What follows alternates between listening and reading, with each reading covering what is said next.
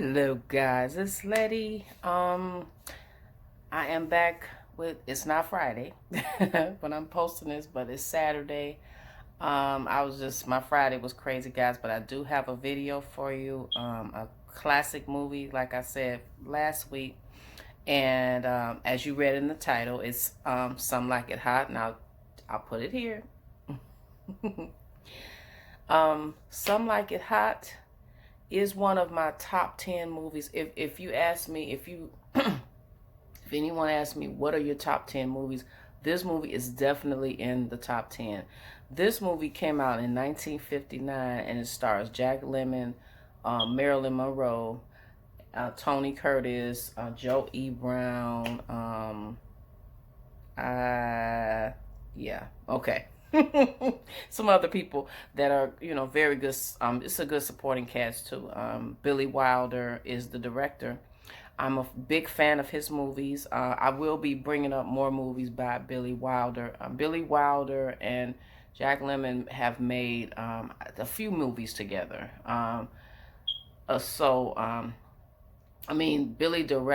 Billy Wilder has directed a lot of movies with Jack Lemmon in them. This movie, I'm gonna give you a rundown of what it's about. Basically, two musicians. They work for a gangster, and they witness a crime committed, and to hide out from the gangster because the gangster wants to kill them because they're witnesses. So they hang out. They go undercover as girl musicians, and they join a girls band, and then they leave. This takes place in Chicago, and then they leave for Florida, and they join this girls band to hang out to hide out rather from the gangsters, so the gangsters won't get them. So in the midst of doing that, they join the girls band. They find Marilyn Monroe. Marilyn Monroe's character is the singer, and she plays the ukulele in the band, and while they're in this band, they're both kind of trying to court Marilyn Monroe. They're both infatuated with her and just enraptured with her. So, as many people were back then. So they play Daphne. Daphne is played by Jack Lemmon's character, and he's also Gerald. And then Joseph is Josephine's character is played by Tony Curtis. So they spend the time just hiding out from the gangsters and this and that, and they're in Florida, and they're going after Marilyn Monroe. And Tony Curtis makes the biggest play for her. He actually takes his makeup off and starts pretending to be a millionaire because that's what she says she likes. So he just became all the things that she, in confidence, Marilyn Monroe confided in Joseph, who she thought was Josephine, which was really Joe. And so he actually became all of these things that she wanted. So it's a hilarious movie. Jack Lemmon was nominated for an Oscar, I think, for his role. He's hilarious. They're all funny. I think Jack Lemmon is the standout to me, but everyone's good in here. Let me give you some highlights. Some of my favorite scenes are. Well, let me bring up before I talk about the scenes. Let's talk about the soundtrack. I really, really like the soundtrack. I mean, even to this day, it is 2021, and I still occasionally listen to some of the music in this movie. There's a movie. My particular favorites are Running Wild, and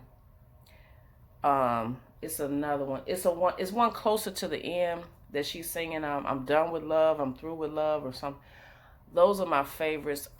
Running Wild is it's just a cute song, and I like the performance of it. Marilyn Monroe has such a screen presence. It's not just her beauty. When she's in a movie, you are really drawn to her. Like, she's not only acting, but she's performing. Sometimes, she's singing. She doesn't sing in all her movies, but you know, I've always loved her performances. You know, she just, I love the way I love the way she sings the song. She just sings it with such pizzazz. You know, she's dancing and everything, and she gives a great performance. I love the song, the music.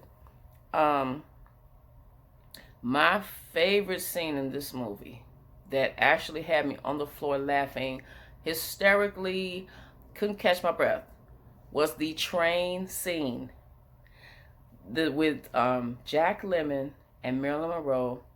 Um, and he is trying his best to keep his cover while was laying right next to him, because she thinks it's just like a slumber party, you know.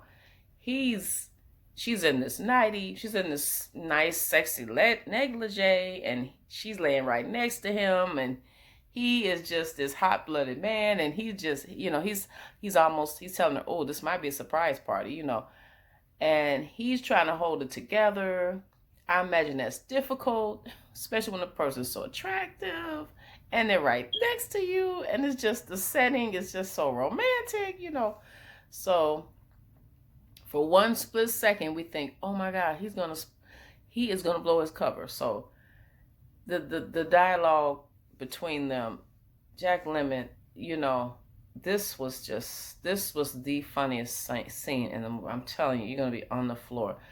Now their private party turns into a public party. The other girls are listening, and then they come over, and then it becomes a public party. So they start mixing drinks, they start bringing snacks, got crackers and cheese, and I mean, it just turns into a party. I'm like, how they all squeeze into the compartment, right?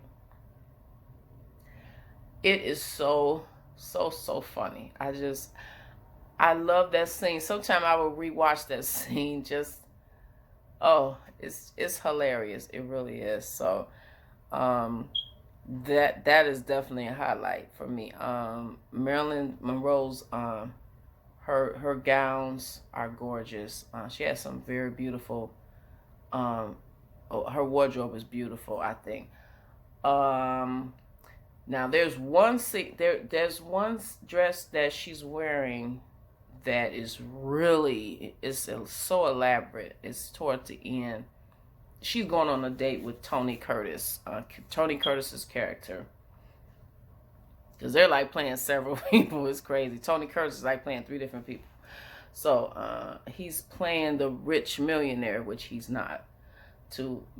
He's courting Marilyn Monroe. So it's a dress that she literally, I think they said it was just so tight that they just left it open in the back. Like, it is literally just open in the back. I don't think it's not zipped up, it's not buttoned up, it's just open. So, but it's beautiful. It's just so, I was like, ooh, her dress is not zipped. It's just something I noticed, but hey. Now this movie, even though it came out in 1959, takes place during the Prohibition era. And Prohibition, if you're not aware, is when the time in the 20s where alcohol was illegal. So they had this whole thing set up where this gangster was selling alcohol. So they did have a someone ratted on them, which is the person that they killed, because he snitched on them. So he sent the police. They raided the place. They arrested some people. You know, but of course the gangster got off because he know how to get off. He know how to talk his way out of stuff. So anyway, this movie is black and white, and I think I think they decided to do it in black and white because of it would make Jack Lemmon and Tony Curtis's character look more authentic, because in color, you know, it's hard to hide certain things in color. So. And I think it was a good decision. I like it. I mean, it doesn't take anything away from the movie. I enjoyed it. This is a very, very funny. Even though it's about gangsters and stuff, you would think it would be some, you know, really serious, but it's just so lighthearted and funny. And also another highlight is the guy that pursues Daphne, which is Jack Lemmon's character. I think that's Joe E. Brown. Their relationship it is really funny. Like, Jack Lemmon talks to him in such a way, like, you could see that he's attracted to her. It's just so commanding. Like, he seems to like strong women like that, and he just seems to be more attracted and more attracted to her, because they were on a date, and that it was just hilarious. Of course, he didn't want to be there first, and then Jack Lemmon's character just started to warm up to the idea of the date, and this guy is rich, and so he started cooking up his own plan about how he's gonna, he said he's just gonna go with it, marry the guy, then divorce him, and then get the alimony. Oh my God! I mean, like, I'm sorry. During that time, of course, that was, this is a dated movie, of course, so a lot of things have changed in that respect.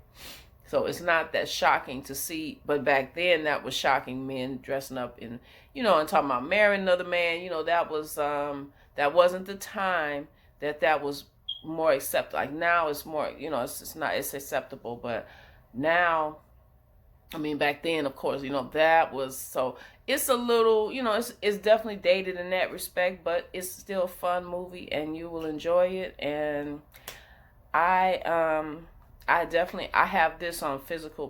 When I buy a movie, I really like it. Some of my movies I purchase, I don't just stream them. Some of these black and white movies, they're not available for streaming. Just on occasion, like that I've never seen something like it hot available for streaming.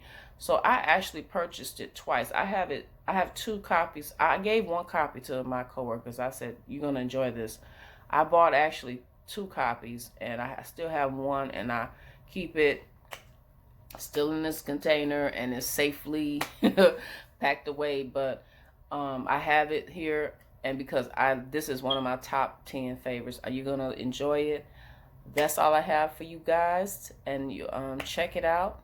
I think it is available for rent. If you want to rent it on Prime Video, or that's why I like Prime Video. It's like rent. It's like, I'm going to say this one last thing and I'm gone, guys. If you all remember Blockbuster Video, any of you guys remember Blockbuster Video and Hollywood Video, that's a lot of these movies. That's when I learned, I started to rent, because they had plenty of old movies available too. And you rented them on Friday and you returned them on Sunday night or Monday morning. So this is sort of, Prime Video to me reminds me of that. I just personally like, the Prime Video, the option of renting. Now also there's some other streaming services you can rent. I think Vudu is one. There's some other ones you can, just rent a movie and see what you think about it before you purchase it. So anyway, guys, that's just my 2 cents. I'm not sponsored, but I'm just letting you know.